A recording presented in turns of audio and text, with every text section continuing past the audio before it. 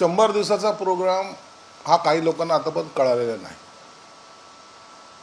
मुख्यमंत्र्यांनी पदभार स्वीकारल्यानंतर सर्व खात्याच्या मंत्र्यांना बोलून एक 100 दिवसामध्ये आपल्याला करायचं कामं या बाबतीच्या सूचना दिल्या होत्या आणि त्याची कॅटेगरी काढलेली आहे.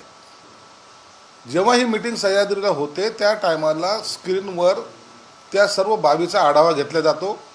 सर्व सचिव आणि इतर सर्वजण जे आहेत त्या बैठकीला उपस्थित असतात आणि त्यावेळेला त्या संदर्भामध्ये या विभागाचं काय झालं, त्या विभागाचं झालं, प्रत्येक प्रश्नाची उत्तरंही घेतली जातात. एक लक्षात घ्या की सरकारने गती द्यायचा प्रयत्न केलेला आहे.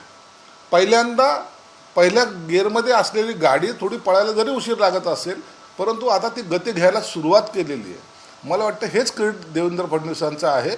त्यांनी अत्यंत चांगल्या पद्धतीनं या सर्वांचा गृहपाठ घेण्याचं जे काही अवलंबलेलं आहे त्याच्यामुळं प्रत्येक मंत्री असेल, सचिव असेल किंवा त्याच्या खाली असलेला पूर्ण स्टाफ हा कार्यरत झालेला आहे. म्हणून आम्ही त्या प्रगती पुस्तकाला पहिल्या गिअरमध्ये तुम्ही टापवर गेल्यासारखं जे काय आविर्भाव सांगताय तसं होणार नाही आहे. याला वेळ हा लागणार आहे. 100 दिवसात सर्वच काम झालेत असं कोणतं खातं दाखवू शकतं. म्हणून ही सुरुवात आहे. या सुरुवातीला समजून घ्या. आणखीन 100 दिवसामध्ये याच्यामध्ये पुन्हा प्रगतीमध्ये वाढ होईल. घरात बसून सरकार चालवण्यापेक्षा वस्तुस्थिती जी आहे ती आपल्याला माहीत असली पाहिजे. हे जाणून घेणारे मुख्यमंत्री आहेत आणि उपमुख्यमंत्री आहेत. संजय राऊत असं म्हणाले की जबाब आमचं सैन्य देईल, तुम्ही मात्र पक्ष फोडण्यात व्यस्त आहे. विरोधी पक्षाने समर्थन द्यावे, परंतु गृहमंत्र्याचा राजीनामा मागायला हवा. पहलगाम हल्ल्याला गृहमंत्री अमित शहा जबाबदार आहेत. संजय राऊतला आणखीन प्रशासन काय आहे ते कळालं नाही, त्यांच्या नेत्यालाही कळालेलं नाही. घरात बसून राज्य चालवणं इतकं सोपं नाही आहे. देश चालवणं म्हणजे सर्व बाबीवर बारकाईने लक्ष ठेवून जगाचं लक्ष आपल्यावर असतं, केंद्रित असतं.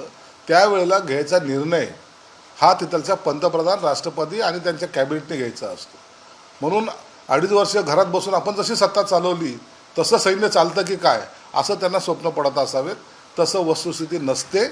सैन्याला द्यायचे आदेश असतील किंवा इतर राजकीय काही डावपेच असतील, यासाठी परिपक्वता असावी लागते आणि ती परिपक्वता आमच्या सरकारमध्ये आहे. म्हणून जो काही निर्णय होईल किंवा जी काही ॲक्शन होईल ती सर्वांना बरोबर घेऊन केल्या जाणार आहे. संजय राऊत असंही म्हणाले की शिंदेचे मंत्रालय दरेगावी आहे, त्यांच्या कामाचा आढावा तिथूनच घ्यावा, ते तिथूनच काम करतात. आमचं दरेगावला आहे, तुमचं लंडनला आहे. आमचं तर आमच्या गावात आहे, आमच्या महाराष्ट्रात आहे, दऱ्याखोऱ्यात आहे, ग्रामीण भागात आहे. लंडनला तर नाही ना. म्हणून आम्ही कुठेही महाराष्ट्रामध्ये बसून सत्ता चालवू शकतो, ही ताकद आमच्यात आहे.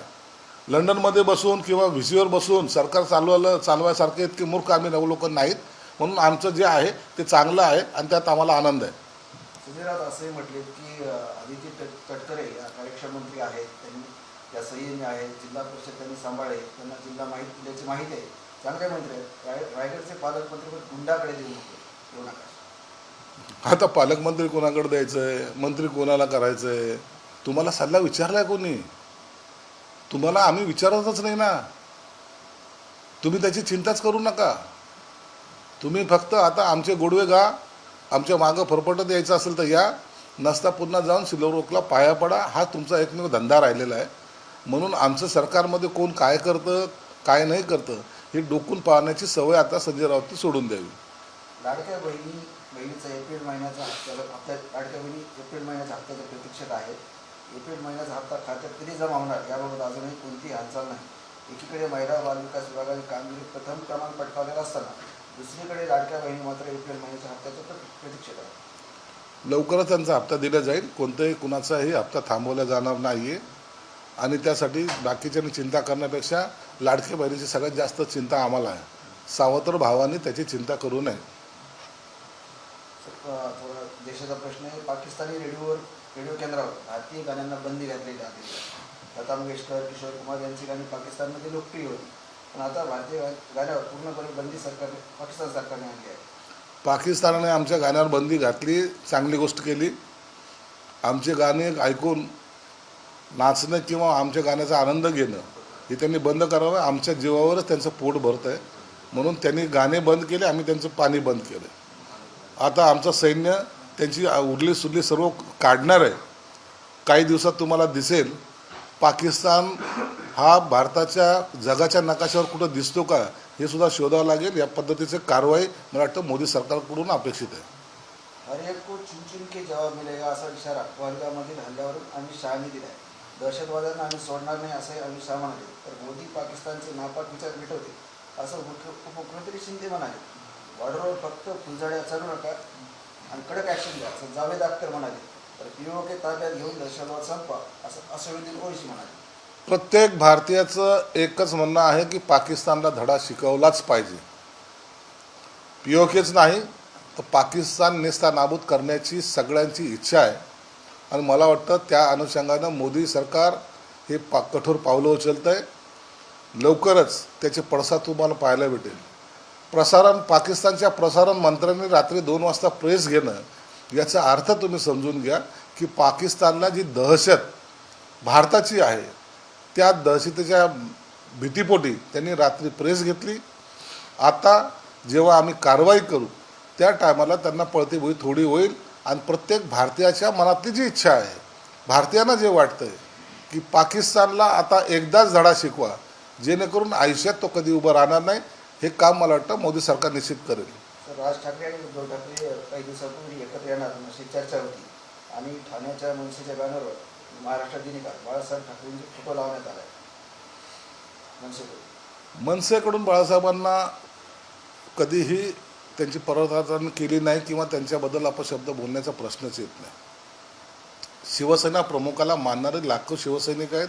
त्यात मनसे पण आहेत, आम्ही पण आहोत आणि इतर पक्षाचे लोकसुद्धा बाळासाहेबांना त्याच आदराने पाहतात. म्हणून त्यांनी बॅनरवर फोटो लावणं गैर नाही आणि चुकीचंही नाही. बाळासाहेब हे देशाचे नेते आहेत. त्यांना राजमान्यता लोकमान्यता हे दोन्ही मान्यता त्यांना प्राप्त आहे. म्हणून मनसे आणि उबाठा एकत्र येईल का नाही येईल याबद्दल जरी शंका असली तर लोकांच्या मनात बाळासाहेबाबद्दल प्रेम आहे हे निश्चित आहे. 2 राष्ट्रवादी एकत्रित फक्त अफवा असं शरद पवार गटाचे प्रवक्ते विकास लावण यांनी याचाच अर्थ अफवा आहे असं म्हणणं याचा अर्थ लवकर की त्यांची जवळकीक होईल असं दिसतंय. 100 दिवसाच्या प्रगती पुस्तकामध्ये काही लोकांनी कॉपी करून मार्क्स मिळवले आणि ते वर गेले. तर काही लोकांना जर EVMची सोय असती तर ते अगदी मेरिटमध्ये आले असते असं म्हणतात. तुम्ही आमची चिंताच करू नका.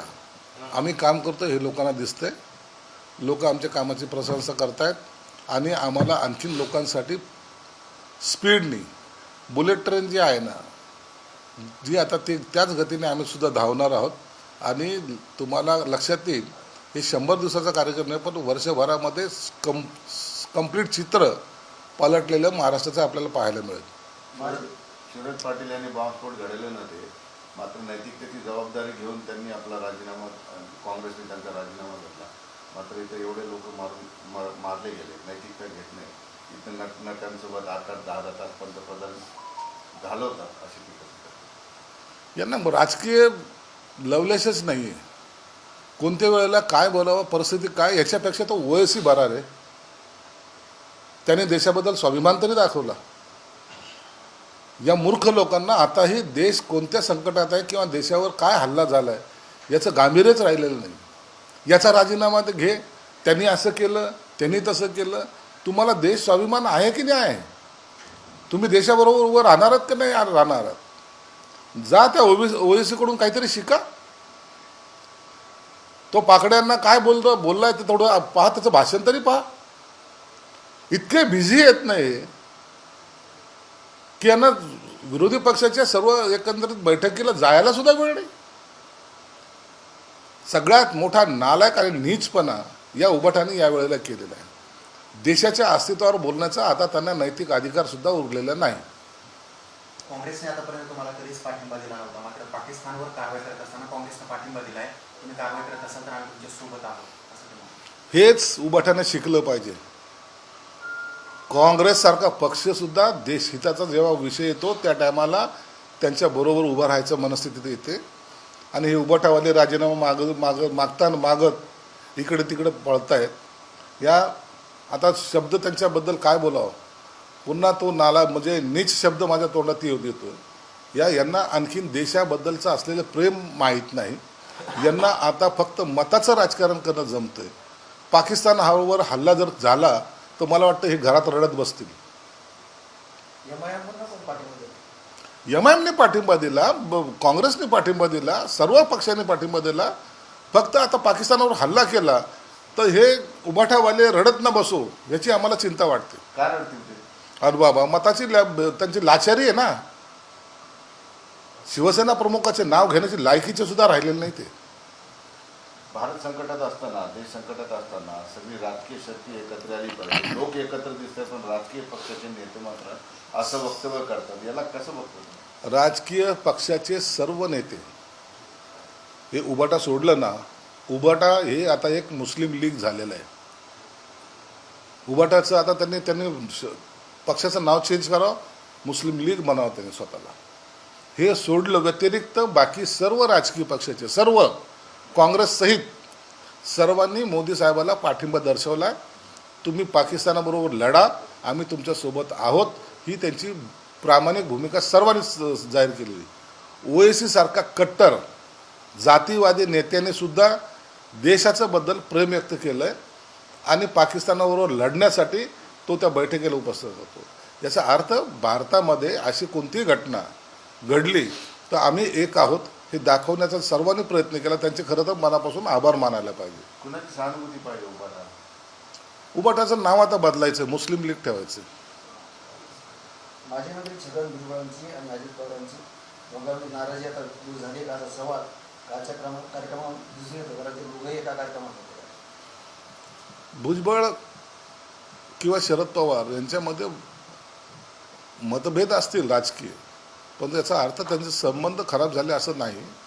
त्यांचे संबंध आजही तसेच आहेत, अजितदादाबरोबर तसेच आहेत. म्हणून त्यांची नाराजगी असण्याचा काही प्रश्न येत नाही. मतभेद फक्त उबाठाबरोबर राहायचं नाही, अजितदादाबरोबर जायचं, हा त्यांनी घेतलेला निर्णय काही कालापुरता शरद पवारला जरी वाईट वाटत असला तर आज शरद पवारसुद्धा अजित पवारांनी घेतलेला निर्णय चांगला आहे या मनस्थितीत आलेले आहे. आणि त्याचा परिणाम म्हणून प्रत्येक तुम्ही कार्यक्रमामध्ये आता अजित पवार आणि शरद पवार एकमेकाच्या बाजूला बसलेले आपल्याला पाहायला मिळतील. याचा अर्थ आता त्यांनी अजित पवारचं जाणंसुद्धा मान्य केलेलं आहे. मनोज जरांगे पाटील यांनी काल शेवटी घोषणा केली 29 ऑक्टोबरला मुंबईमध्ये धडकणार आणि मंत्रालयासमोर 29 ऑगस्ट आणि मंत्रालयाच्या समोरच आता त्या ठिकाणी आमरण उपोषण. जरांगांच्या सर्व मागण्याचं सरकार गांभीर्याने विचार करत आहे. शिंदे समितीला दिलेली मुदतवाढ असेल किंवा त्यांच्या सगळं अहवालाचं जे काही अहवाल सादर झाला त्याच्यावर विचारविनिमय असेल, सरकारतर्फे सर्व बाजूने या सर्व बाबी तपासल्या जात आहेत. योग्य तो निर्णय घेण्याची मनस्थिती सरकारसुद्धा आहे. परंतु तो कधी होईल याला थोडा जो कालावधी लागतोय त्याबद्दलचा निश्चितच जरांगे पाटलांना कळवण्यातसुद्धा येईल. आणि त्यांनी आंदोलन करण्यापूर्वी काही निर्णय जर झाला तर मला वाटतं त्यांना आंदोलन करण्याची गरज पडणार नाही. जातनिहाय जनगणनेचं स्वागत भारतभर सगळीकडे केलं जातं, पण काही लोकांना भीती वाटते की जातीचा आकडा फुगून सांगितला जाईल आणि जास्तीचं आरक्षण घेतलं जाईल. समाज कल्याण मंत्री आहात तुम्ही, त्या समाजाशी संबंधित काम करतात, काय वाटतं? जाती जनगणना ही झाली पाहिजे. प्रत्येक जण उठतो, आपल्या समाजाबद्दलचं वक्तव्य करतो, माझी लोकसंख्या एवढी आहे, आमची मतदारसंख्या एवढी आहे, त्या अनुषंगाने आम्हाला एवढं पर्सेंटेज पाहिजे, तेवढं पर्सेंटेज पाहिजे. एकदा जाती जनगणना झाली ना तर करेक्ट फिगर आपल्यासमोर येईल. ही जाती जनगणना फक्त काय महाराष्ट्रापुरती नाही तर देशभरातली होणार आहे. त्याला जो कालावधी 2 वर्षाचा त्यामुळं लागतो आहे की प्रत्येक जातीचे आपल्याकडे 18 पगड जाती आहेत आणि मग प्रत्येक जातीचा असलेला किती भाग आहे हे आपल्याला लक्षात येईल. मग त्यांना देत असलेले बेनिफिट असतील तर त्या अनुषंगानं किती पर्सेंटेज असावं हे सुद्धा ठरवलं जाईल. म्हणून ही जनगणना होणं गरजेचं होतं. आज आता त्याला सुरुवात झालेली. दरवेळेला आकडे फुगून किंवा वाढवून याचे एवढ्या समाजाचे आहेत त्याला एवढं पर्सेंटेज पाहिजे, त्याला तेवढं पर्सेंटेज पाहिजे, हा सगळा विचार आता स्टॉप होईल आणि एक पट्टीमध्ये सर्व रिझर्वेशनचे सर्व कॅटेगरीचे एका पट्टीत येतील आणि आवश्यक तेवढंच त्यांना रिझर्वेशन दिले जाईल.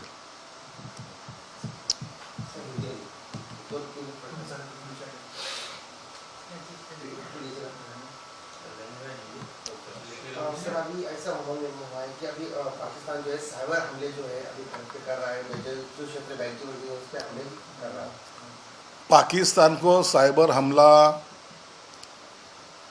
या सोशल मीडिया, यही हमले वो कर सकता है। उसके पास अभी ना कोई बचा है ना बचेगा।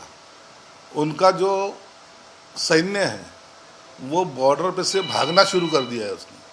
आपने देखा होगा उनके जो प्रसारण मंत्री, उन्होंने रात में 2 बजे मीटिंग ली। इसका मतलब ये है कि उनके सैन्यों में अब वो मनोबल नहीं रहा, वो टेंट खाली करके छोड़ के जा रहे हैं। जो नमाज होती थी, जो अजान होती थी, वो अजान का भी स्पीकर उन्होंने उतार दिया है। अब वो अजान भी नहीं होती। इसका मायने वो अभी जान चुके हैं कि भारत अब अपने को छोड़ेगा नहीं।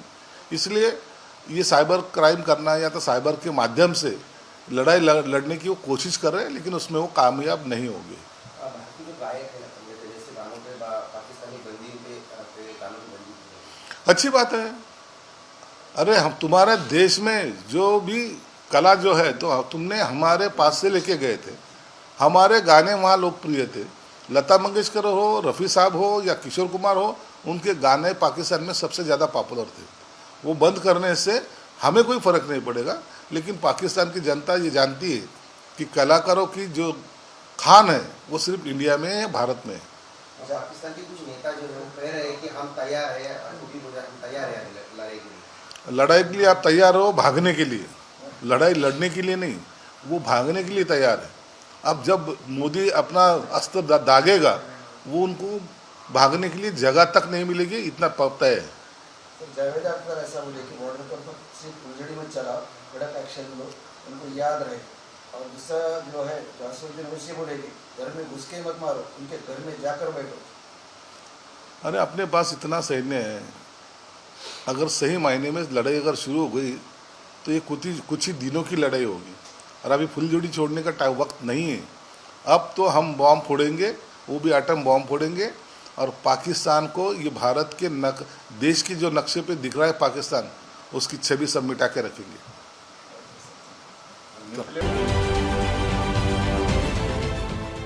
देश विदेशातील प्रत्येक घडामोडींचे लाईव्ह अपडेट मिळवण्यासाठी आता साम टीव्हीच्या सर्व सोशल मीडिया प्लॅटफॉर्मला लाईक, फॉलो आणि सबस्क्राईब करा। तसंच सर्व नोटिफिकेशनसाठी बेल आयकॉन प्रेस करायला विसरू नका।